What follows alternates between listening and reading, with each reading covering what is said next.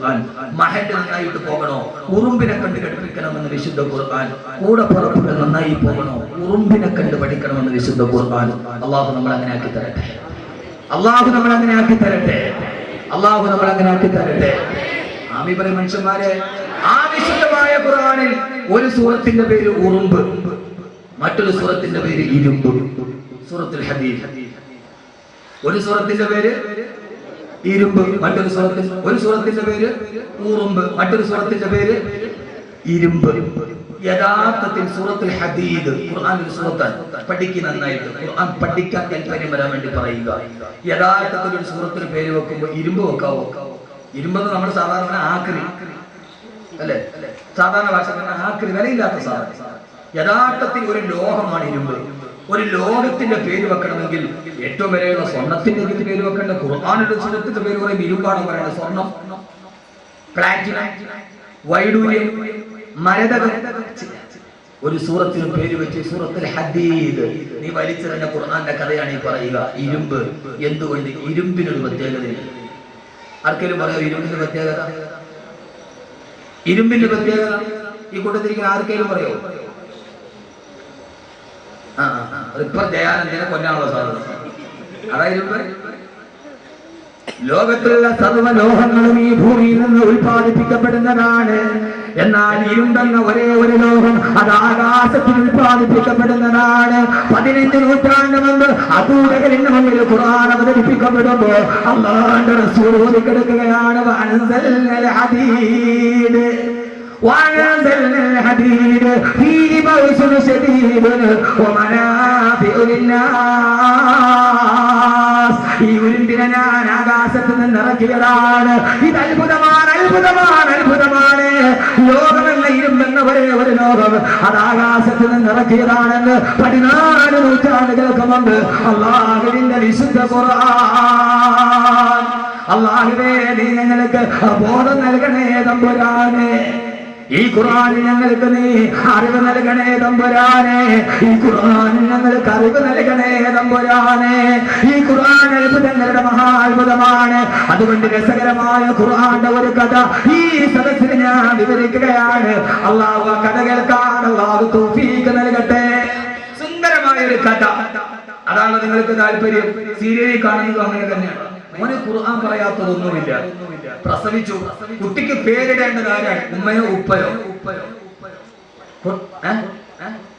അതൊന്നും പുലത്തിൽ കുഞ്ഞപ്പിള്ളാട് പറഞ്ഞാൽ മതി. പ്രസവിച്ചു, കുട്ടിക്ക് പേരിടണം. ഉപ്പയും ഉമ്മയും തമ്മിൽ തർക്കമായി. ആരുടെ പേരാണ് മുന്തിക്കേണ്ടത്? ഖുർആൻ. തന്റെ മകളെ പ്രസവിച്ചപ്പോ ഹന്നാ ബീവി പറഞ്ഞു, ഞാൻ ഇവൾക്ക് മറിയമെന്ന് പേരിടുകയാണ്. വാപ്പ ഇല്ലാത്തത് മരിച്ചത് കൊണ്ടാണ് തഫ്സീറിലുണ്ട്. പണ്ഡിതന്മാർ രേഖപ്പെടുത്തുന്നുണ്ട് ഉമ്മയുടെ പേരിനാണ് ഔലവിയത്ത് കൊടുക്കേണ്ടത് എന്ന് വിശുദ്ധ ഖുർആൻ. വാക്കവില്ലാതെ പറഞ്ഞിരുന്നത് ഉമ്മാന്റെ പേര്, ഉമ്മയുടെ സെലക്ട് പേര്. ഇനി സമയത്തുക മറിയം. മോനെ ഇങ്ങനെ 3 നേരം തിന്നിട്ട് ഇങ്ങനെ കിടന്നുറങ്ങലല്ലാതെ ഖുർആൻ ഇടയ്ക്ക് ഓതി പഠിക്കാൻ വേണ്ടി തയ്യാറാവും. ഇങ്ങനെ ഇമാതിരി ഈ പൊരിച്ച കോഴിയും ചപ്പാത്തിയും മറ്റേ ആ തവാഫിയുടെ കോഴിയും അങ്ങനെ കറങ്ങുന്ന കോഴിയുണ്ടല്ലോ, ആ തവാഫിയുടെ കോഴിയും തിന്നിട്ട് ശരി ശരി ശരി നിങ്ങളൊന്ന് നോക്ക്. വെജിറ്റേറിയൻ ആണോ നല്ല ഭക്ഷണം, നോൺ വെജിറ്റേറിയൻ ആണോ ഏറ്റവും നല്ല ഭക്ഷണം?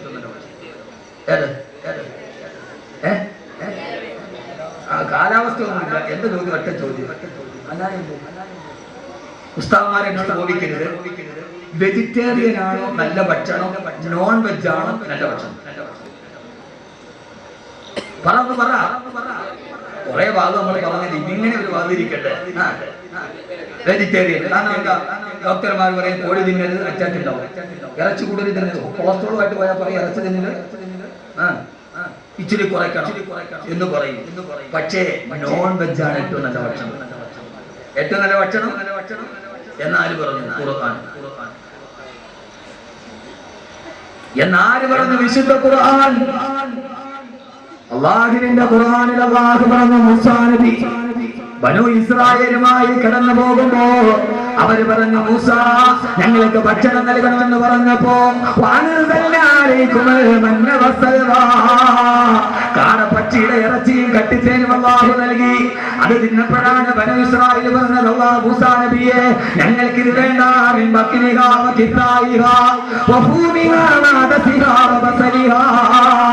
ഞങ്ങൾക്കിനി പച്ചപ്പയറും ഉള്ളിയും ഗോതമ്പും വെജിറ്റേറിയൻ മതി, ഈ നോൺ വെജ് ഞങ്ങൾ മടുത്തെന്ന് പറഞ്ഞപ്പോ അള്ള പറഞ്ഞു മൂസാ നബിയെ അവരോട് ചോദിച്ചു നോക്കുക,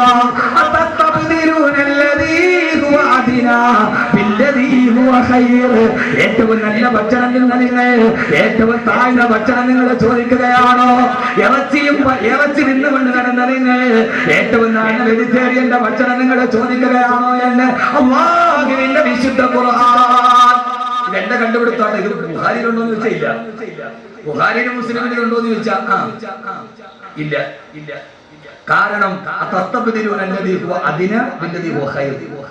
ഏറ്റവും നല്ല മാംസത്തിന്റെ ഇറച്ചി നിങ്ങൾക്ക് തന്നിട്ട് അതിന് ഏറ്റവും താഴ്ന്ന വെജിറ്റേറിയനാണ് നിങ്ങൾ ചോദിക്കുക. അപ്പോ ഉസ്താദ് കോഴി തന്നാൽ അറ്റാക്ക് വരുന്നതോ? 40 ദിവസം കൊണ്ട് ഗർഭിണിയായി പ്രസവിക്കണം കോഴി തിന്നിട്ടാണ് നാടൻ കോഴി ഉപ്പാപ്പാക്ക് ഇന്നവരെ അറ്റാക്ക് വന്നിട്ടില്ല. അല്ലാഹു ദീർഘായുസ്സ് നൽകട്ടെ. ഇന്നവരെ കുഴപ്പമുണ്ട്. കലർപ്പില്ലാത്ത ഭക്ഷണം കഴിച്ചവരാണ്, കലർപ്പില്ലാത്ത ഭക്ഷണം കഴിച്ചവരാണ് അവർ. മാത്രവുമല്ല അവര് കഴിച്ച ഭക്ഷണത്തിന് ശുക്രുള്ളവരാണ്. പണ്ട് കാലത്ത് വീട്ടിൽ തേങ്ങയിട്ടാൽ ആ വീടിന്റെ കോന്തലിൽ പടിഞ്ഞാറേ മൂലയിൽ ഒരടക്കത്തേങ്ങ തൂങ്ങിക്കിടക്കും. 400 തേങ്ങയിട്ടാൽ 10 തേങ്ങ എടുത്തതിന്റെ തൊണ്ട് ഒരൽപ്പം വലിച്ച് വീടിന്റെ കോന്തലിൽ കെട്ടിത്തൂക്കിയിടും. കവിയിലെ ഒരു പന്തങ്ങാവുമ്പോൾ ആ തേങ്ങയിൽ നിന്ന് 10 തേങ്ങയുടെ തരച്ച് പായസം വെച്ച് വാപ്പയും ഉമ്മയും കുടുംബാംഗങ്ങളും മൗലൂദൂരിട്ട് കൊടുത്തു. അതുകൊണ്ട് അന്നത്തെ തേങ്ങ മണ്ടരിയില്ലാത്ത തേങ്ങയായിരുന്നു. ഇന്ന് നമ്മൾ ആ തേങ്ങ തിന്നിട്ട് പോകാൻ പാടില്ല എന്ന് പറഞ്ഞു. ആ തേങ്ങയെ പോയി, ആ തേങ്ങ തന്നെ പോയി. പണ്ടത്തെ അവർക്ക് ഒരു തേങ്ങ കിട്ടിയാൽ ഈ പഴയ സമൂഹത്തിന് റസൂലുള്ളാഹി ഉറപ്പുണ്ടായിരുന്നു. ഇന്നത് പോയി. അല്ലാഹു നമ്മളെ കാത്തുരക്ഷിക്കുമാറാകട്ടെ. ആദ്യമായി പെട്ടെന്ന് ഒരു കഥ പറയുന്നതിന് ആദ്യമായി അപ്പൊ വെജാണോ നോൺ വെജാണോ ഏറ്റവും നല്ലത്? ഇനി തിരിച്ചു പറയാനെന്ന് ചോദിച്ചാൽ പറയോ? ഇല്ല.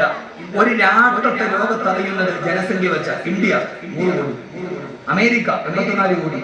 ലോകത്താദ്യമായി ജനസംഖ്യ പറഞ്ഞത് ഖുർആനാണ്. ലോകത്താദ്യമായി ജനസംഖ്യ പറഞ്ഞത് ഖുർആനാണ്. ഈ 12 വയസ്സുകാരന്റെ മനസ്സിലിരുന്ന ഖുർആനാണ്. ഈ കയ്യിലിരിക്കുന്ന ആയത്താണ്.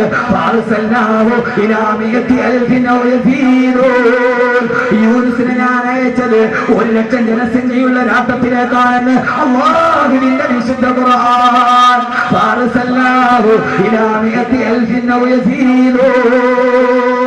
ഇങ്ങനെ എത്ര പറയാൻ സമയമില്ല. ഞാൻ ചുരുക്കുകയാണ് സഹോദരങ്ങളെ.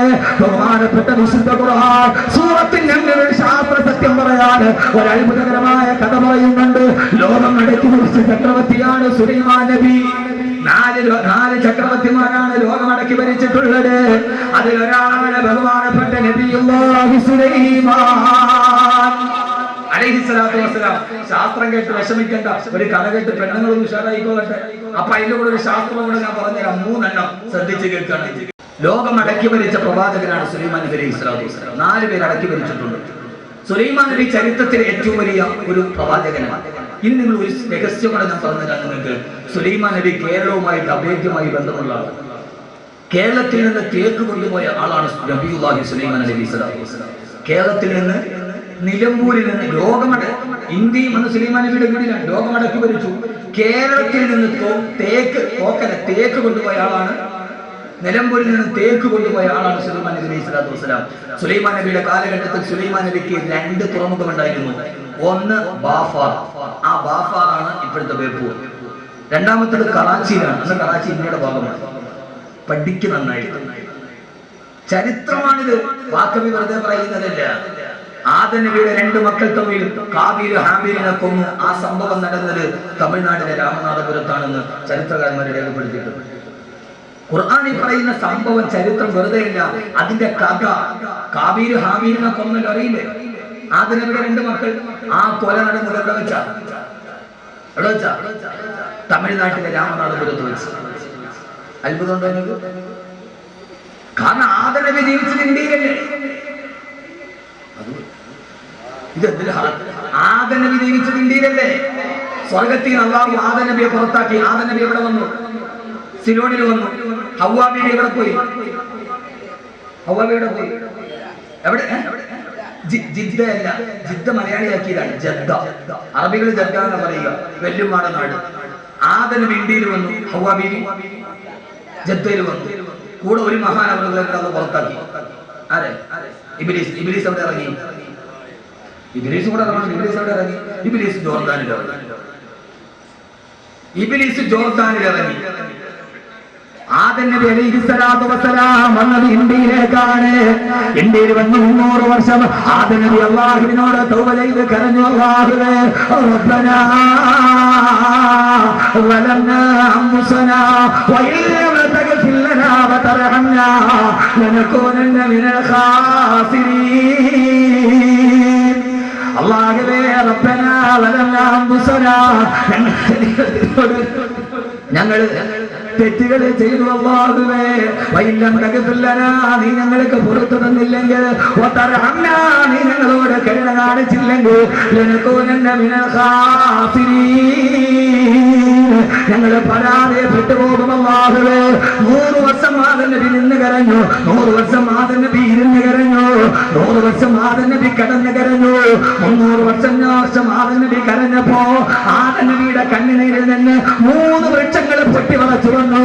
1 അലൂട് മരം, 2 സന്തരു ചന്ദനം, 3 ഇഞ്ചി. ഈ 3 ചെടികൾ ആദം നബിയുടെ കണ്ണുനീര് വീണ സ്ഥലത്ത് നിന്നാണ് പൊട്ടി മുളച്ചത്. ലോകത്തിലെ ഏറ്റവും നല്ല ഊത് കിട്ടുന്നത്, ലോകത്തിലെ ഏറ്റവും നല്ല ഊത് കിട്ടുന്നത് ആദം നബി 300 വർഷം കരഞ്ഞു. കണ്ണുനീര് വീണ സ്ഥലത്ത് 3 സസ്യങ്ങൾ പൊട്ടിമുളച്ചു വന്നു. ആദം നബിയുടെ കണ്ണുനീര് വീണ സ്ഥലത്ത് 1 അലൂത് ഊത്. ലോകത്തിലെ ഏറ്റവും വലിയ ഊത് കിട്ടും, നല്ല ഊത് കിട്ടുന്നത് കൊടുക്കുന്നത് ഇന്ത്യയിൽ. ലോകത്തിലെ ഏറ്റവും 2 ചന്ദനം, ഏറ്റവും നല്ല ചന്ദനം ഇന്ത്യയിലേത്. ലോകത്തിലെ ഏറ്റവും നല്ല ഇഞ്ചി ഇന്ത്യയിലേത്. അപ്പൊ ആദം നബി കരഞ്ഞത് സംഭവിച്ചല്ലോ. അപ്പൊ ആദം നബി കരഞ്ഞത് ഇന്ത്യയിൽ.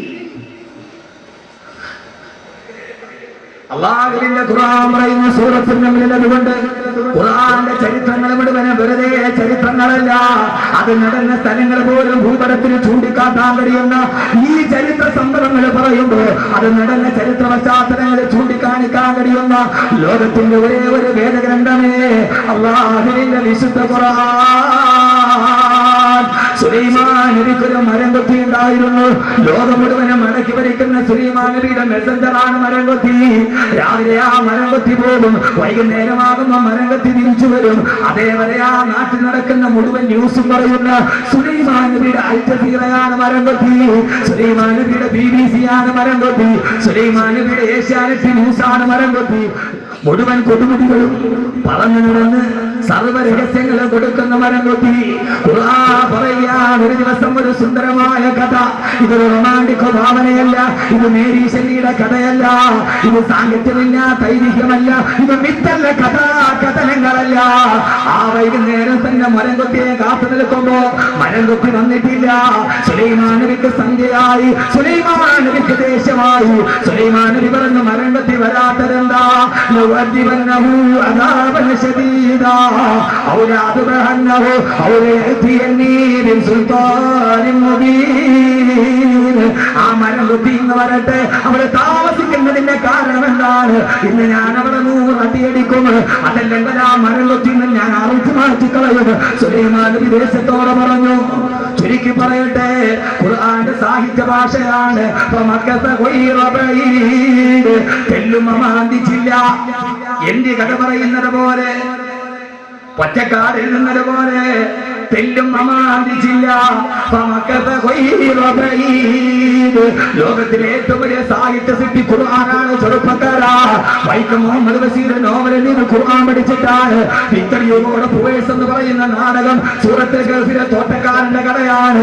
വില്യം ഷേക്സ്പിയറിന്റെ മഹത്വാദകങ്ങൾ അല്ലാഹുവിന്റെ ഖുർആന്റെ വാക്യത്തിന്റെ പുനരാവിഷ്കാരമാണ്. പിന്നീട് ഒരു സദസ്സിന് ഞാൻ വിശദീകരിച്ചു പറയാം. ഇവിടെ പറയാം പരിമിതിയുടെ സമയത്തിന്റെ. വൈക്കം മുഹമ്മദ് ബഷീർ സാഹിത്യം എങ്ങനെ ഖുർആൻ പഠിച്ചിട്ടാണ്. വിക്ടർ ഹ്യൂഗോയുടെ ദ പൂവേഴ്സ് എന്ന് പറയുന്ന നാടകം സൂറത്തുൽ കഹ്ഫിലെ തോട്ടക്കാരന്റെ കഥയാ. പിന്നെ ഒരു സദസ്സുണ്ടാവും, അവിടെ വെച്ച് പറയാം. അത് തന്നെ പറഞ്ഞാൽ ചിലപ്പോൾ ഒരു വിരസത ഉണ്ടാവും. നമ്മളൊരു നാടന്മാരല്ലേ, നമുക്കെന്ത് അത് വിക്തറിയുമോ, നമുക്കെന്ത് നമുക്ക് വിക്തറിയുക, നമുക്ക് തുറപ്പ സുഖേറ് കുരുവി റസാക്കുന്നല്ലാതെ നമുക്കെന്ത് തുറപ്പ സുഖേറ് വിക്തറിയുമോ? എന്റെ പ്രിയപ്പെട്ട സഹോദരങ്ങളെ, അങ്ങനെ ഹുദുഹുദ് വന്നു, താമസിച്ചു, മെസഞ്ചറായി താമസിച്ചു. ചുരുക്കിയ പറയാം, ഒരു ശാസ്ത്രം പറയാനും ഒരു കഥ പറയാനും രണ്ടും കൂടിയാണ് ഈ സീരിയലിൽ നിന്ന് നിങ്ങളൊന്ന് മാറാനും. ഖുർആൻ പറയുകയാ, നോവലിസ്റ്റ് പറയുകയെ, അവൻ വാതിലിൽ നോക്കി, തെല്ലും അമാന്തിച്ചില്ല. തെല്ലും കഴിഞ്ഞില്ല, ഹുദുഹുദ് പാഞ്ഞു വന്നു. സുലൈമാൻ നബി അടിക്കാൻ ചാട്ടവാറെടുത്തപ്പോ ഹുദുഹുദ് പറഞ്ഞു, എന്നെ അടിക്കല്ലേ, എന്നെ കൊല്ലല്ലേ, കൊല്ലാതിരുന്നാൽ ഇന്ന് ഞാൻ ഒരു നല്ല ന്യൂസുമായിട്ടാണ് വന്നിരിക്കുന്നത്, അത് നിങ്ങളോട് പറയാം. ഖുർആൻ സൂറത്തുൽ നംൽ, എന്നെ കൊല്ലാതിരുന്നാൽ ഞാൻ ഒരു ന്യൂസ് പറഞ്ഞുതരാം. ഭർത്താവിരിക്കുന്ന അടിക്കാതിരുന്ന അപ്പുറത്തൊരു കാര്യം എനിക്ക് പറയാനുണ്ട്. ആ സമയത്ത് ഹുദുഹുദ് പറഞ്ഞു, ബഹുമാനപ്പെട്ട സുലൈമാൻ നബിയെ, ഞാൻ ഇന്ന് രാവിലെ മുതൽ പാറിപ്പറന്ന് നടന്നപ്പോ ആരും അറിയാതെ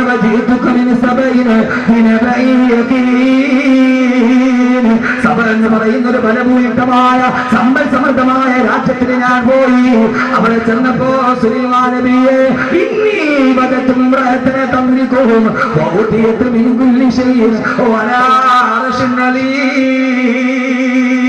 ആ സഭ ഭരിക്കുന്നതിൽ പെണ്ണാണ് സുലൈമാൻ നബിയെ. നിങ്ങൾ ലോകത്തിന്റെ ചക്രവർത്തിയാണെന്ന് പറയുമ്പോ നിങ്ങൾ അറിയാത്തൊരു നാട്ടിലൊരു പെണ്ണിരുന്ന് ഭരിക്കുകയാണ്. അവളുടെ പേര് ബൽക്കീസ് എന്നാണ്. സുലൈമാൻ നബിയെ മാത്രമല്ല, നിങ്ങളെ വെല്ലുന്ന ഒരു സിംഹാസനം, ആ ബൽക്കീസിന് രത്നങ്ങളും മരതകങ്ങളും ഗോമേതകങ്ങളും പതിപ്പിച്ച ഒരു സുന്ദരമായ കസേരയുമുണ്ട്. ആ കസേരയിലാണ് ബൽക്കീസ് ഇരിക്കുന്നത്. ചുരുക്കി പറയട്ടെ, സുലൈമാൻ നബി അത്ഭുതപ്പെട്ടു പോയി. ഈ നാട് മുഴുവനും താൻ ഭരിച്ചുകൊണ്ടിരിക്കുമ്പോൾ അതിന്റെ ഇടയിൽ ഒരു പെണ്ണ് ഭരിക്കുകയോ? മന്ത്രിസഭ വിളിച്ചുപോയി. സുലൈമാൻ നബിയുടെ മന്ത്രിസഭയിലെ ജിന്നുകളുണ്ട്, മനുഷ്യരുണ്ട്, പക്ഷികളുണ്ട്, പറവകളുണ്ട്, എല്ലാം അടങ്ങുന്ന മന്ത്രിസഭ. സുലൈമാൻ നബി ചോദിച്ചു മന്ത്രിസഭയോട്,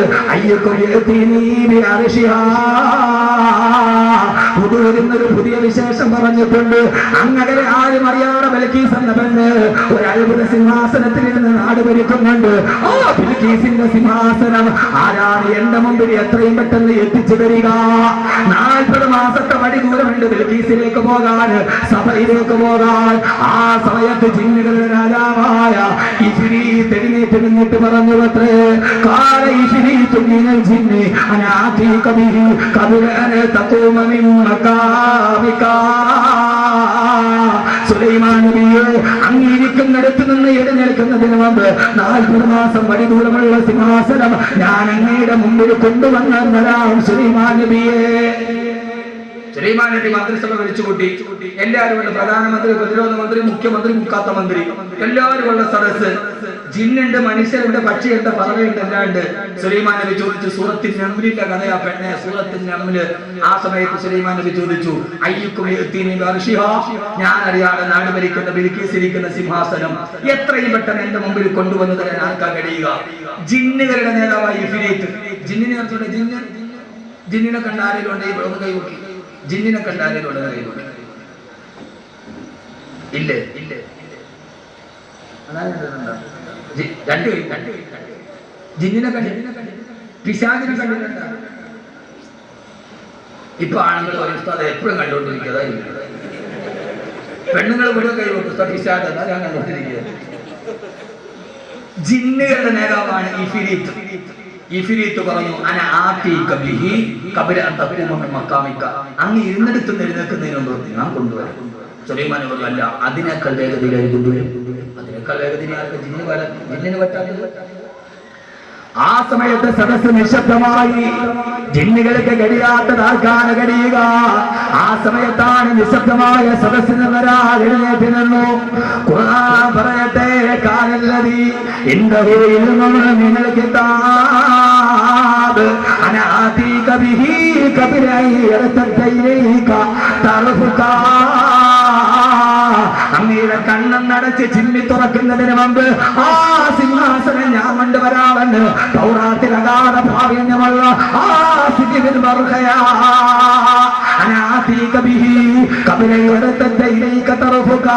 ഒരു മനുഷ്യൻ പറഞ്ഞു, അങ്ങയുടെ കണ്ണടച്ച് ചിമ്മി തുറക്കുന്നതിന് മുമ്പ് ഞാൻ അങ്ങേക്ക് ആ സിംഹാസനം മുമ്പിലെത്തിക്കാം നബിയേ.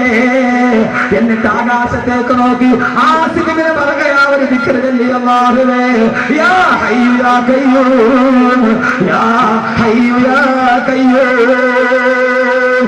ആദിക്കുറല്ലേണ താമസം 40 മാസത്തിന്റെ പടിദൂരം അകലെയുള്ള ബിൽക്കീസിന്റെ സിംഹാസനം സുലൈമാൻ നബിയുടെ മുറ്റത്ത് വന്നു നിന്ന് അല്ലാഹുവിന്റെ വിശുദ്ധ ഖുർആൻ. സിംഹാസനം കാല് സുലൈമാൻ നബിയുടെ മുമ്പിലെത്തി.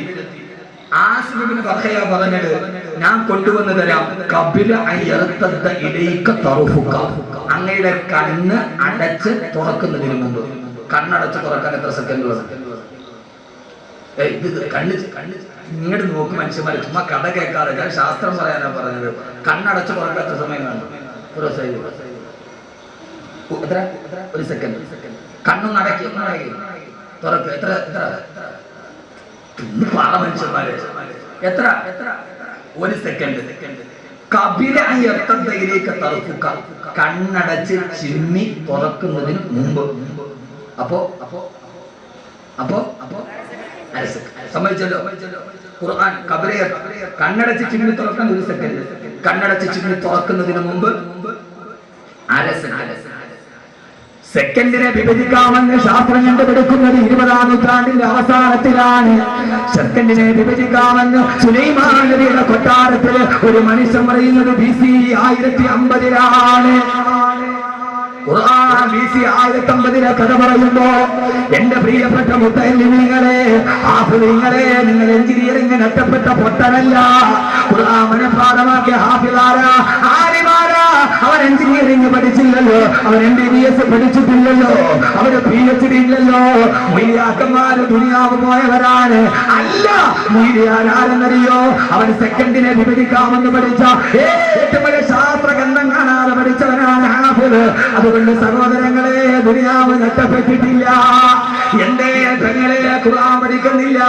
മഹാഭാരതത്തിന്റെ സീരിയൽ ടിവിയിൽ കാണുമ്പോ കൗരവരുടെ കൊട്ടാരത്തിലേക്ക് പാണ്ഡവര് വന്നു. സ്ഫടികത്തിന്റെ താഴെ അരുവി ഒഴുകുകയാണ്. അരുവിയുടെ മുകളിൽ സ്ഫടികം വെച്ചിരിക്കുകയാണ്. പഞ്ചപാണ്ഡവര് വന്നിട്ട് അതിന്റെ താഴെ ഗ്ലാസ് കിടക്കുന്നത് കണ്ടില്ല. അരുവിയാന്ന് കരുതിയിട്ടവരും മുണ്ടിങ്ങനെ പൊക്കിയിട്ട് അതിന്റെ മുകളിലേക്ക് ചവിട്ടാൻ പോയപ്പോ അർജുനനോട് കൃഷ്ണനാണ് പറഞ്ഞത്, അർജുനായത് അരുവിയല്ല, അത് ഗ്ലാസിന്റെ താഴെ കൂടെ വെള്ളമെടുക്കുന്നതാണ്. അതിന്റെ മുകളിലെ ഗ്ലാസിന്റെ അർജുന. ഇത് കണ്ട മേത്തച്ചി പെണ്ണ് അത്ഭുതത്തോടെ നോക്കി നിന്നു. റബ്ബേ, ഇതെന്തോ അത്ഭുതമാണ്. പെങ്ങളെ, സൂറത്തുൽ നംലോട് ബിൽഖീസ് സുലൈമാൻ നബിയുടെ കൊട്ടാരത്തിൽ വന്നു. കൊട്ടാരത്തിന്റെ മുമ്പിലെത്തിയപ്പോ അതിന്റെ താഴെ കൂടെ അരുവിയൊടുകുന്നു. മുകളിൽ സ്ഫടികം വെച്ചിട്ടുണ്ട് സുലൈമാൻ നബിയുടെ കൊട്ടാരത്ത്. ബിൽഖീസ് അതിലേക്ക് കാലെടുത്ത് വെച്ചപ്പോ ഖുർആൻ പറയുകയാണ്, തന്റെ കണങ്കാലിന്റെ മുകളിലേക്ക് സാരി പൊക്കി അപ്പുറത്ത് നിന്നിട്ട് സുലൈമാൻ നബി പറഞ്ഞു, ഇത് അരുവിയല്ല, സ്ഫടികമാണ്, ബിൽഖീസേ ചവിട്ടിക്കൊള്ളുക. ഇത് അവർക്ക് അറിവ് കണ്ടപ്പോൾ അത്ഭുതമായിട്ട് തോന്നിയത്. ഖുർആൻ ഇന്ന് അവര് ബൽക്കീസ് സുലൈമാൻ നബിയുടെ കൊട്ടാരത്തിലെത്തി. ഫ്രണ്ടിൽ ഗ്ലാസ്, താഴെ അരുവി. ബൽക്കീസ് വലിക്കും, ഇത് അരുവിയാണ്.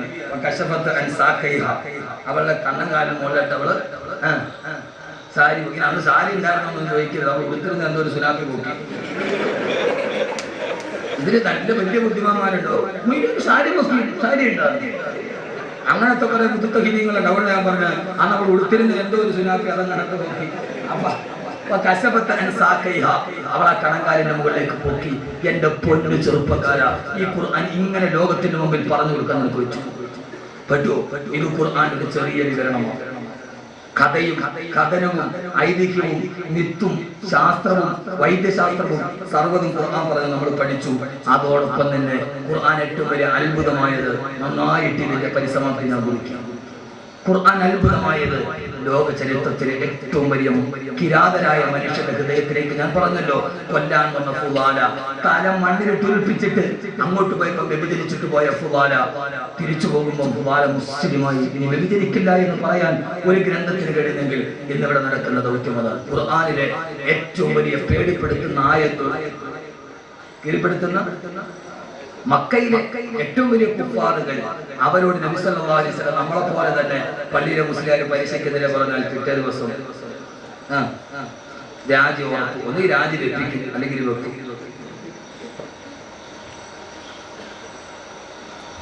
എന്റെ പ്രിയപ്പെട്ട സഹോദരങ്ങളെ, ഉസ്താദിനെ ഞങ്ങൾ പിരിച്ചുവിടില്ല, ഉസ്താദിനെ കമ്മിറ്റിക്കാർ പറയും പിരിച്ചുവിടില്ല, ഉസ്താദ് തന്നെ പിരിഞ്ഞോളൂ, പരമാവധി ഉസ്താദ് തന്നെ പിരിഞ്ഞോളൂ. സഹോദരങ്ങളെ, ലോക ചരിത്രത്തിൽ ഏറ്റവും ക്രൂരന്മാരായ ആളുകൾ അവരുടെ മുമ്പിലേക്ക് ഖുർആൻ ഇറങ്ങിയപ്പോൾ അവർ പിന്നീട് ആരായി മാറി? യഥാർത്ഥത്തിൽ സഹാബാക്കളുടെ കൂടെ ഒരു MBBS ഉണ്ടോ?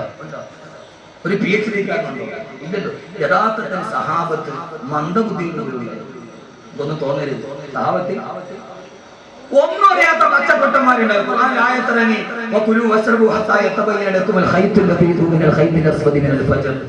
കറുത്ത നൂലിൽ നിന്ന് വെളുത്ത നൂല് വേർപെട്ട് വരുന്നത് വരെ നിങ്ങൾ ഇടയത്താഴം കഴിച്ചോളൂ. ഖുർആന്റെ ഒരു സാഹിത്യമാണ്. കറുത്ത നൂലിൽ നിന്ന് വെളുത്ത നൂല് വേർപെടുന്നത് വരെ നിങ്ങൾ ഇടയത്താഴം കഴിച്ചോളുക. ഒരു സഹാബി ആയത്തിറങ്ങിയ ഉടനെ ഉക്കാദ ചന്തയിൽ ഒരു കറുത്ത നൂല് വെളുത്ത നൂല് വാങ്ങിച്ചു തന്റെ പാലിന്റെ അടിയിൽ വെച്ച് ഈത്തപ്പഴത്തിന്റെ കൊട്ടയിൽ വെച്ചിട്ട് തിന്നാൻ തുടങ്ങി. ഓരോ സമയത്തും പായി പൊക്കി നോക്കും, കറുത്ത നൂലിന് വെളുത്ത നൂല് വെളിവായി ഒന്നുമില്ല. യഥാർത്ഥത്തിൽ അങ്ങനെയല്ല. കിഴക്കൻ ചക്രവാളത്തിൽ കറുത്ത മേഘം മാറി വെളുത്ത മേഘം വരുന്നത് വരെ എന്നാണ് അർത്ഥം. അതിന് നൂലിനെ ഉപമിച്ചേ ഉള്ളൂ. ഈ സഹാബി തിന്നു, പള്ളിയിൽ വാങ്ങ് വിളിച്ചു, നൂലുമായിട്ട് ഹദറത്ത് റസൂലില്ല. നബിയെ, ഞാൻ നൂലും വെച്ച് നോക്കിക്കൊണ്ട് ആയത്ത് നോക്കിയിട്ട് ഭക്ഷണം തിന്നു നബിയെ, കറുത്ത നൂലിന് വെളുത്ത നൂലിന് ഒരു വെളിവായില്ല. ഹബീബായ നബി സല്ലല്ലാഹു അലൈഹി വസല്ലം ചിരിച്ചോണ്ട് ചോദിച്ചു,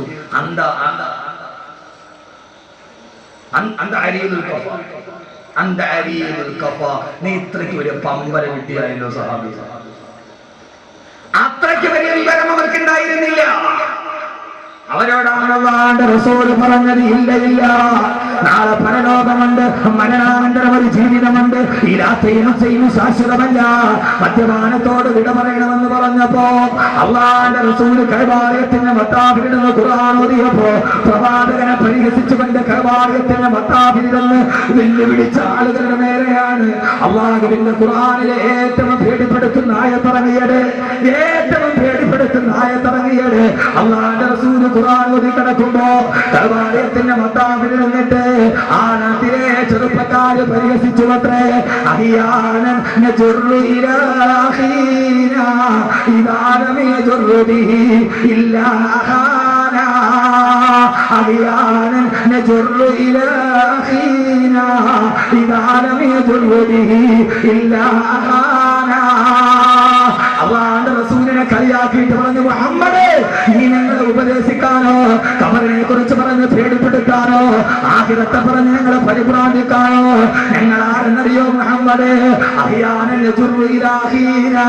ഒരുത്തം പറയുകയാണ്, എനിക്ക് വ്യഭിചരിക്കാതെ കിടന്നാലിറക്കം വരില്ല, രാവിലെ മുതൽ വൈകുന്നേരം വരെ വ്യഭിചരിക്കാൻ ഒരാളെ കിട്ടാതെ നിരാശയോടെ രാത്രിയിൽ ഞാൻ തിരിച്ചു പോകുമ്പോ ഇന്നെനിക്ക് വ്യഭിചരിക്കാൻ കഴിഞ്ഞില്ലല്ലോ എന്ന് ദുഃഖിച്ചു പോകുമ്പോ ആ സമയത്താണ് എന്റെ സഹോദരന്റെ ഭാര്യയെ കണ്ടത്.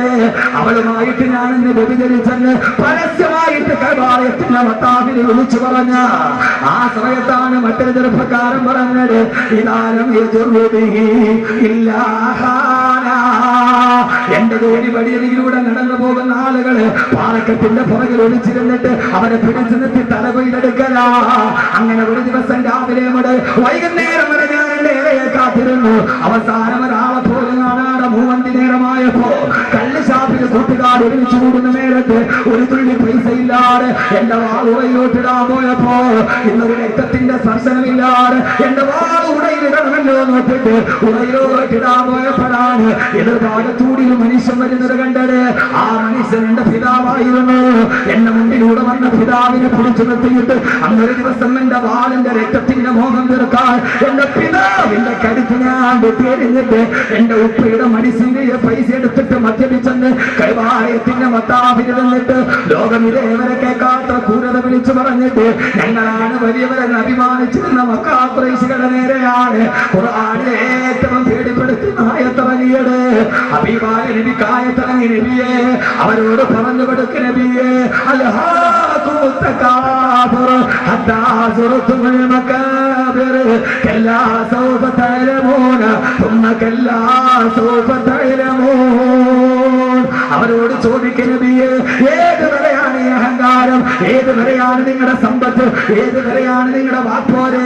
അൽഹാകുമുത് തകാബുർ ഇത്ര അഹങ്കരിക്കാൻ നീ ആരടാ തമ്മാടി? ഹത്താ സുർതുൽ മകാബിർ ഏതുവരെയാണ് നിന്റെ ഈ സമ്പത്ത് പ്രയോജനപ്പെടുക, ഏതുവരെയാണ് നിന്റെ അധികാരം പ്രയോജനപ്പെടുക? പള്ളിക്കാട്ടിൽ കൊണ്ടുപോയി അടക്കുന്നത് വരെ, പള്ളിക്കാട്ടിൽ കൊണ്ടുപോയി 3 കഫൻ തുണിയിൽ പൊതിഞ്ഞിട്ട് നിന്നെ മനസ്സിൽ കിടത്തുന്നത് വരെ, നിന്റെ മുകളിലേക്ക് മണ്ണ് വന്ന് വീടുന്നത് വരെ സഹോദരങ്ങളെ അവസാനിപ്പിക്കുകയാണ് ഞാൻ. ഖുർആനിലെ ഏറ്റവും പേടിപ്പെടുത്തുന്ന ആയത്തിറങ്ങിയത് ഇവിടെയാണ്. അത്ഭുതത്തിന്റെ മഹാത്ഭുതം, പരിവർത്തനത്തിന്റെ മഹാത്ഭുതം. സഹോദരങ്ങളെ പരിശുദ്ധിയുടെ പര്യായമായി എടാ പള്ളിക്കാട്ടിൽ കൊണ്ടുപോയി അടക്കുന്നത് വരെയല്ലേയുള്ളൂ. പള്ളിക്കാട്ടിൽ പോകില്ലേ സഹോദരങ്ങളെ? ഉച്ചനേനാക്ക പകരേ ദിയേ കഫൻ और चुकी है सब मिलकर माँ बाप भाई बहन. സാധാരണ കുളിച്ചിട്ടാണ് ഞാൻ വസ്ത്രം മാറ്റുന്നത്. ഇന്ന് കുളിക്കുന്നതിന് മുമ്പേ ഇവരെന്റെ വസ്ത്രമങ്ങ് മാറ്റിക്കളഞ്ഞു, എന്നെ കഫൻ തുണി പുടവിച്ചു. ഞാൻ നോക്കുന്നത് എന്താണ്? ഓ ചുക്കി ഹൈ സബ് മിൽകർ മാँ बाप भाई बहन. എന്റെ ഭായി എന്റെ സഹോദരൻ, ബഹൻ എന്റെ സഹോദരി, മാമന്റെ ഉമ്മ, ബാപ്പന്റെ ബാപ്പ എന്റെ മയ്യത്തിന്റെ ചുറ്റുമിരുന്നിട്ട് പൊട്ടിക്കരയുന്നുണ്ട്. പൊന്നുമോനെ പോയല്ലോടാ, എന്റെ ഉമ്മ പൊട്ടിക്കരയുന്നുണ്ട്. കൺമണിയെ പോയല്ലോ. ക്ഷമ വിട്ട ഉമ്മയും പൊന്നുമകനെ എന്നെ കൈവിട്ടു പോയോ കാണലെന്നാ നിന്നെ. എന്റെ പൊന്നുമക്കൾ എന്റെ മയ്യത്തിന് കെട്ടിപ്പിടിച്ച് നിലവിളിക്കുന്നുണ്ട്. അരിമക്കിടാങ്ങൾ വാപ്പയെ വിളിക്കുന്നേ, കൈകെട്ടി മിണ്ടാണെന്നു നീ കിടക്കുന്നേ. എന്റെ 8 വയസ്സുകാരനും എന്റെ 5 വയസ്സുകാരനും കൊണ്ട് തീരാ കണ്ണ് കൊതി തീരാത്ത 5 മാസം പ്രായമുള്ള എന്റെ പൊന്നുമോള് എല്ലാവരും കരഞ്ഞ് പറയാതെ എന്റെ മയ്യത്തിന് കെട്ടിപ്പിടിച്ച് കരയുന്നുണ്ട്. സഹോദരങ്ങളെ, സഹോദരിമാരെ, ഇങ്ങനെ ഒരു ദിവസം വരാനുണ്ട്.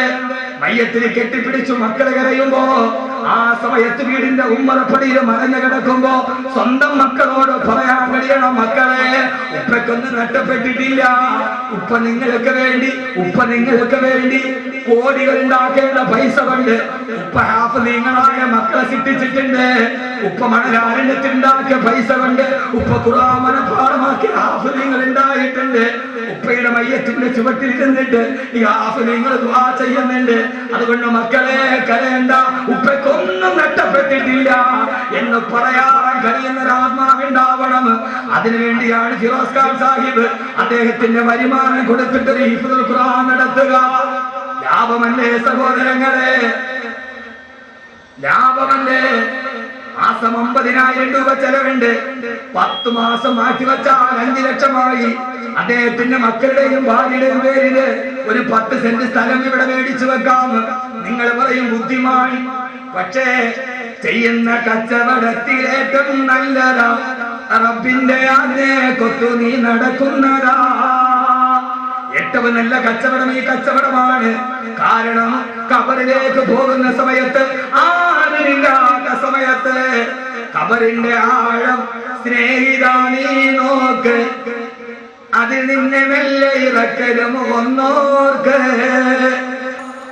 പിടിമണ്ണ് മാറിയിട്ടു മീതാനിന്നൊക്കെ എല്ലാവരും പോയി. പിന്നെ ആണ്ടതിക്കൊരു പ്രാവശ്യമാണ് വാപ്പയുടെ ഖബർ കാണുക. പക്ഷേ യഹിയാ ഖാൻ വലിയ ഭാഗ്യവാനാണ്. ഖബറിലിട്ടിട്ട് ആരും പറഞ്ഞില്ല, ഉപ്പയും സഹോദരങ്ങളും തിരിച്ചു വന്നു. കൂടപ്പറപ്പ് പോയി. കണ്ടു കൊതി തീർന്നില്ല, മിണ്ടിപ്പൂതി തീർന്നില്ല, ഭാര്യയ്ക്ക് കണ്ടനുഭൂതി തീർന്നില്ല. ഗർഭത്തെ ശിശുവായ സുൽത്താൻ എന്ന പൊന്നുമോൻ ഉപ്പയുടെ മുഖം കണ്ടില്ല. പക്ഷെ കാണാൻ കഴിയും സഹോദരങ്ങളെ, ആ പൊന്നുമോൻ ഉപ്പയെ കാണുന്നവരിൽ നിന്നും ഖുർആൻ തന്നെ പറയുന്നുണ്ട്, വല്ലദീന ആമനൂ വത്തബഅതുഹും ദുരിയ്യത്തുഹും ബിഈമാനിൻ അൽഹഖനാ ബിഹിം ദുരിയ്യത്തുഹും വമാ ലത്നാഹും മിൻ അമലിഹിം മിൻ ശൈഇ കുല്ലു ഇംറിഇൻ ബിമാ കസബ റഹീൻ. സ്വർഗ്ഗത്തിന്റെ സ്വർണ്ണക്കട്ടിലിൽ വാപ്പയും ഉമ്മയും ദുരിയ്യത്തുഹും അവരുടെ മക്കളും സ്വർണ്ണക്കട്ടിലിൽ നിൽക്കുമ്പോ ഉപ്പയുടെ മുഖം കാണാത്ത സുൽത്താൻ എന്ന മോൻ ഉപ്പയോട് പറയും, ഉപ്പ മരിച്ചതിന് ശേഷമുള്ള ദുനിയാവിലെ വിശേഷങ്ങളെന്ന് അല്ലാഹുവിന്റെ വിശുദ്ധ ഖുർആൻ. അല്ലാഹു അങ്ങനെ ഒരു കുടുംബമാക്കി തീർക്കട്ടെ. ഭാര്യയും മക്കളും വന്നു, ഉപ്പയും സഹോദരങ്ങളും വന്നു. സഹോദരൻ കബറിനുള്ളിലായി മീസാങ്കൽ വെച്ചു ആണ്ടലതിക്കല്ല. ഇനി ആ സ്വത്തിൽ നിന്ന് ആ മനുഷ്യനോ ഒരു പള്ളി വെച്ചിട്ട് പില്ലർ പൂർത്തിയാകുന്നതിന് മുമ്പെയാണ് ആ മനുഷ്യൻ കബറിലേക്ക് പോയത്. ആ മനുഷ്യനെ നഷ്ടപ്പെട്ടിട്ടില്ല. അയാൾ ലോകത്തിലെ ഏറ്റവും വലിയ ലാഭക്കച്ചവടം ചെയ്ത ആളാ. അവര് തീരുമാനിച്ചു, ഇനി എന്ത് വേണം, ഇനി എന്ത് വേണം, ഒരു ദറസ് നടത്തുക. കലൂർ അബ്ദുറഹീം ഉസ്താദിന്റെ അടുക്കൽ പോയി. ദറസ് നടത്താനുള്ള സ്ഥലമില്ല. അദ്ദേഹത്തിന്റെ ശിഷ്യൻ സഫീർ ഖാൻ മന്നാനെ വിളിച്ചു, ചുമതല ഏൽപ്പിച്ചു. 4 വർഷം കഴിഞ്ഞു. അവിടെ ഇരുന്നിട്ട് പിന്നീട് 24 മണിക്കൂർ ഖുർആനായി. മോനെ മറന്നില്ലല്ലോ, ഇതുപോലെ ജീവിത കാലമില്ലൊരു കൊണ്ട് കണ്ടിട്ടുമുണ്ടോ ഇതിനു മുമ്പും പണ്ട്. ആ ചെറിയ കുണ്ടിന്റെ ഉള്ളിൽ സ്വർഗത്തിന്റെ പുതപ്പ് പുതയ്ക്കാൻ തങ്ങളുടെ സഹോദരന് വേണ്ടി, ഭർത്താവിന് വേണ്ടി, മകന് വേണ്ടി ഒരു കുടുംബം അർപ്പിച്ചു. ആ അർപ്പിച്ച അർപ്പണമാണ് മെമ്മോറിയൽ ഹിഫ്ദുൽ ഖുർആൻ. അല്ലാഹു അതിനെ സ്വീകരിക്കട്ടെ, അല്ലാഹു അതിനെ സ്വീകരിക്കട്ടെ. ആ മനുഷ്യൻ കബറിൽ കിടക്കുമ്പോ ഒരു വെളിച്ചം വരും. ഈ വെളിച്ചമേടാ, അന സാഹിബുക്കൽ ഖുർആൻ, ഞാൻ എന്റെ കൂട്ടുകാരനായ ഖുർആനാണെന്ന് കബറിൽ അത് വിളിച്ചു പറയുമെന്ന് വിശുദ്ധനായ നബി മുഹമ്മദ് മുസ്തഫ. നഷ്ടമല്ല ലാഭം, ഇതിൽ വലിയൊരു ലാഭം ലോകത്ത് ചെയ്യണം. ആ മരിച്ച സഹോദരങ്ങളെ, ആ മനുഷ്യൻ മരിച്ചിട്ടില്ല. എന്ന മനുഷ്യന്റെ ശരീരമാണ് കബറിനുള്ളിൽ പോയത്. ആകാശത്തിന്റെ മുകളിലിരുന്ന് ആ റൂഹിന്റെ ശക്തി കൊണ്ട് കാണുന്നുണ്ട്. ഈ സദസ്സ് ഉറപ്പാണ്, ഉറപ്പാണ്, ഉറപ്പാണ്. വണ്ടോശത്തിന്റെ വണ്ടിയുമായി നരകത്തിന്റെ മുമ്പിൽ നിൽക്കുകയാണ്. ഹബീബായ റസൂലുള്ളാഹി അബൂ ഹുറൈറ റളിയല്ലാഹു തആല സുബഹി നമസ്കാരം കഴിഞ്ഞ് എഴുന്നേറ്റു. കുപ്പായത്തിൽ പിടിച്ചു വലിച്ചിരുത്തി, അബൂ ഹുറൈറ, നിന്നോട് ഞാനൊരു കാര്യം പറഞ്ഞു തരട്ടെ അബൂ ഹുറൈറ. എന്താണ് നബിയേ? സ്വർഗത്തിന്റെ നരകത്തിന്റെ മുമ്പിൽ ഒരു വാപ്പയും ഉമ്മയും വന്ന് നിൽക്കും. എന്നിട്ട് ആ വാപ്പയും ഉമ്മയും അത്ര തക്കവയുള്ളവരല്ല, പക്ഷെ അവരുടെ മകൻ ഹാഫിളാണ്. ആ ഉപ്പയും ഉമ്മയും നരകത്തിലേക്ക് അള്ള വിടും. ഈ മകൻ പക്ഷേ സ്വർഗത്തിന് പോവില്ല. അവൻ ഹാഫിളാണ്, സ്വർഗത്തിന് പോവില്ല. മലക്കുകൾ ചോദിക്കും, നീ എന്താ സ്വർഗത്തിന് പോകാത്തതെന്താ? ഞാൻ പോവില്ല, എന്റെ ഉപ്പയും ഉമ്മയും നരകത്തിലേക്ക് നിൽക്കുകയാണ്. ആ സമയത്ത് ഹാഫിളായ പൊന്നുമോൻ നരകത്തിന്റെ മുമ്പിലുള്ള പടിയിൽ ഇങ്ങനെ കറങ്ങി നടക്കും. എന്നിട്ട് അവന്റെ ഉപ്പയുടെ ഉമ്മയുടെ കയ്യിൽ പിടിച്ച് അവൻ സ്വർഗത്തിലേക്ക് വലിച്ചിടും. അല്ലാഹുവേ, ഇവരാണ് എന്നെ ഹാഫിളാക്കിയത്, ഈ ഉമ്മയാണ് എന്നെ ഹാഫിളാക്കിയത്, ഇവരാണ് എന്നെ ഹാഫിളാക്കാൻ വിട്ടത്. അവരില്ലാതെ ഞാൻ പോകില്ല റബ്ബേ. ഒരു ഹാഫിളിന് 40 പേരെ സ്വർഗത്തിലേക്ക് ശുപാർശ ചെയ്യാം. അതൊന്ന് എന്റെ ഉപ്പയാണ്, രണ്ടാമത് എന്റെ ഉമ്മയാന്ന് പറഞ്ഞ് കൈ പിടിച്ച് സ്വർഗത്തിലേക്ക് വലിച്ചിട്ടിട്ട് ആ മക്കള് സ്വർഗത്തിലേക്ക് പോകും. അബൂ ഹുറൈറ, ഏതുപോലെ എഴുന്നേറ്റ് പോയ നിന്നെ ഞാൻ കുപ്പായത്തിന് പിടിച്ചു തിരിച്ചതുപോലെ എന്ന് നബി മുഹമ്മദ് മുസ്തഫ. അല്ലാഹു തൗഫീഖ് നൽകട്ടെ. തീർന്നില്ല.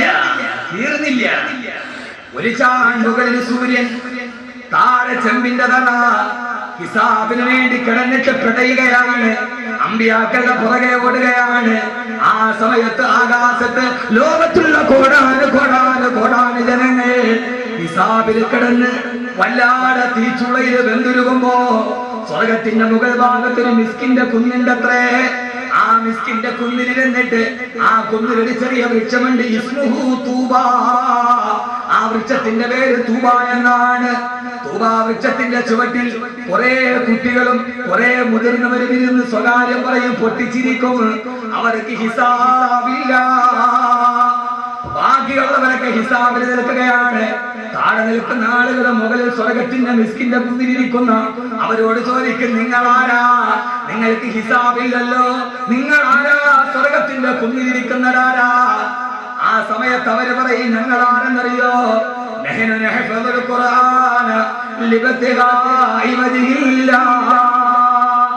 അള്ളാഹുവിന്റെ വൃത്തിക്ക് വേണ്ടി ഖുർആൻ മനഃപാഠമാക്കിയ ഹാഫിളീങ്ങളാണ് അവർ. നിങ്ങളുടെ അടുത്തിരിക്കുന്നവരാരാ? അവര് പറയും, ഞങ്ങളുടെ അടുത്തിരിക്കുന്നത് ഞങ്ങൾ ഹാഫിളാവാൻ പോയപ്പോ ഞങ്ങൾക്ക് ഭക്ഷണം തന്ന, ഞങ്ങൾക്ക് വസ്ത്രം തന്ന, ഞങ്ങളെ സഹായിച്ചവര് ഞങ്ങളുടെ മാതാപിതാക്കളുമാണ്. ഇൻഷാ അല്ലാഹ് കാവുകളെ കുടുംബത്തിന് സ്വർഗത്തിന്റെ ഈ തൂബാ വൃക്ഷത്തിന്റെ ചുവട്ടിൽ ഇരിക്കാനുള്ള ഒരു വസീലയായി ഈ സ്ഥാപനത്തെ അല്ലാഹു മാറ്റുമാറാകട്ടെ. അവിടെ വെച്ച് പറയണം, അവിടെ എല്ലാവരും ഉണ്ടാകണം, ഈ കുടുംബം മുഴുവൻ ഉണ്ടാകണം. ഞങ്ങൾ ആരാ? ഞങ്ങൾ ഈ ഹാഫിളീങ്ങളെ വളർത്തിയവരാണെന്ന് പറയാൻ കഴിയുന്ന അഭിമാനത്തിന്റെ സ്വർഗത്തിന്റെ മിസ്കിന്റെ കുന്നിൽ, സ്വർഗത്തിന്റെ തൂബാ മരത്തിന്റെ താഴ്വരയിൽ ഒരുമിച്ച് കൂടാൻ കഴിയുന്ന മുത്തഖീങ്ങളാക്കി ഹാഫിളീങ്ങളായി അല്ലാഹു സ്വീകരിക്കട്ടെ. ഞാൻ എന്റെ ജീവിതത്തിൽ ഏറ്റവും അമൂല്യമായി സൂക്ഷിക്കുന്നുവെന്ന് എനിക്ക് കിട്ടിയ ഏറ്റവും വലിയ അനുഗ്രഹം ഏതാണെന്ന് വെച്ചാൽ ഞാൻ പറയും, അത് ഖുർആൻ മനഃപ്പാഠം വരെ ഹാഫിളാവാൻ പറ്റും, അല്ലെങ്കിൽ ഇത്ര ആയത്തിങ്ങനെ ഓതാൻ പറ്റും. അത് പറയുമ്പോൾ എന്റെ പ്രിയപ്പെട്ട സുഹൃത്ത് നവാസ് മന്നാനി ഈ നാടിന്റെ സംഭാവന, കേരളം മുഴുവൻ അറിയപ്പെട്ട പ്രഭാഷകൻ. ആ പ്രഭാഷണ വഴിയിലൂടെ പോകുമ്പോൾ അള്ളാഹു ആരോഗ്യത്തോടെ കൈസ് കൊടുക്കട്ടെ. ആ നാവിനെ അള്ളാഹു നിലനിർത്തി കൊടുക്കുമാറാകും. ഏറ്റവും വലിയ അനുഗ്രഹം. അൽഹംദുലില്ലാഹ്, ഞാൻ തിരുവനന്തപുരം സെൻട്രൽ ജുമാ മസ്ജിദിൽ 15 കുട്ടികൾ ഹിഫ്ളുൽ ഖുർആൻ നടക്കുന്നുണ്ട്. 3 പേര് ഹാഫിളായി, ഒരു കുട്ടി 8 മാസം കൊണ്ട് ഹാഫിളായി. രണ്ടാമത് എന്റെ കാസറ്റ്, കാലം തന്നെയാണ് സത്യമെന്ന കാസറ്റ് കേട്ടിട്ട് അതിലൊരു ഹാഫിളായ കുട്ടി ഉമ്മാടെ ഖബർ സിയാറത്ത് എന്നൊരു സംഭവം പറയുന്നു. ആ കാസറ്റ് കേട്ട് കോഴിക്കോട് ഫാത്തിമ ഹോസ്പിറ്റലിന്റെ MD അബ്ദുള്ള സാഹിബ് ആരോഗ്യത്തിൽ കഴിച്ചു കൊടുക്കാൻ രാത്രി കിടന്നിട്ട് ഉറക്കം വന്നില്ല. ബെൻസ് കാർ എടുത്തിട്ട് വെള്ളിയാഴ്ച രാവിലെ എന്റെ വീട്ടിൽ പോകും. ഉസ്താദെ 1 കോടി രൂപ ഞാൻ, 1 കോടി രൂപ എന്റെ ഭാര്യ, വേറെ ഒരു പിരിവില്ല. ഉസ്താദ് എന്റെ പ്രിൻസിപ്പളായിട്ട് നിന്നാൽ മാത്രം മതി. ഒരു ഹിഫ്ളുൽ ഖുർആൻ തുടങ്ങി 2 കോടി രൂപ ഭാര്യ ഭർത്താവ് തുടങ്ങി 50 കുട്ടികൾ അവിടെ പഠിക്കുക. അള്ളാഹു സ്വീകരിക്കട്ടെ. അള്ളാഹു നല്ല ഹാഫിളുകളെ കൊടുക്കട്ടെ. കഴിഞ്ഞ മാസം ദുബൈയിൽ നിന്ന് 2 പേര് കാണണമെന്ന് ആവശ്യപ്പെട്ട് തൃശ്ശൂരിൽ ഒരു ഹോട്ടലിൽ പോകും. ഒരേക്കർ സ്ഥലമുണ്ട്. സ്ഥലം ഞങ്ങൾക്കൊരു ഹിഫ്ളോളെ നിങ്ങൾ കൂടെ നിന്നു. അൽഹംദുലില്ലാഹ്, പാലക്കാട് ജില്ലയിലെ ഒറ്റപ്പാലത്ത് 3ാമത്തെ സ്ഥാപനം തുടങ്ങാൻ പോകണം. നാളെ 24-ാം തീയതി തറക്കല്ലിൽ. അതൊക്കെ ഇന്നലെ പറവൂർ വെച്ച് സംസാരിച്ചു. എറണാകുളം ജില്ലയിൽ കൂടെ തുടങ്ങും. ഒരാള് എറണാകുളം ഹൈവേയിൽ 1 ഏക്കർ സ്ഥലം ഹിഫ്ളുൽ ഖുർആൻ തുടങ്ങും. ഞാൻ പോയെടുത്തൊക്കെ ഹാഫിളീങ്ങൾക്ക് ഉണ്ടാക്കാനുള്ള ഒരു സാഹചര്യം ഈ വിനീതൻ ഉണ്ടാക്കിയിട്ടുണ്ട്. ആ ഒരു ഹിഫ്ളിന്റെ ബന്ധമാണ് ഇവിടെ ഈ വ്യാഴാഴ്ച ദിവസം എത്താൻ എന്നെ പ്രേരിപ്പിച്ചത്. അല്ലാഹു സുബ്ഹാനഹു വ തആല ഈ സദസ്സിനെ അല്ലാഹു സ്വീകരിക്കുമാറാകട്ടെ. നമുക്കെല്ലാവർക്കും ഈ ദിവസം അവസാനം മർഹൂമിയാക്കാൻ അദ്ദേഹത്തിന്റെ സ്മരണയ്ക്ക് വേണ്ടി ലോകത്ത് ഇങ്ങനെ ഭാഗ്യം ലഭിച്ചൊരു മനുഷ്യൻ വരെ ഉണ്ടാവും. അല്ലാഹു ഈ ഭാഗ്യം നമുക്ക് നൽകട്ടെ. നമ്മൾ മരിച്ചാൽ നിങ്ങൾ ഒന്ന് ചിന്തിച്ചാൽ മതി, നമ്മൾ മരിച്ചു കഴിഞ്ഞാൽ നമ്മുടെ പേരിൽ ഇത്ര ആളുകൾ ഒരുമിച്ച് കൂടി ഒരു സദസ്സ് ഉണ്ടാവും.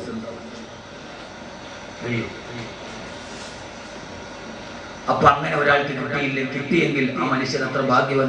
മരണം അള്ളാഹു എഴുതി വെച്ചതാണ്. അത് ഏത് സമയത്തും എങ്ങനെയുണ്ടാവും. അള്ളാഹുടെ കലായിനെ മറയ്ക്കാൻ ലോകത്തൊരാൾക്കും കഴിയില്ല.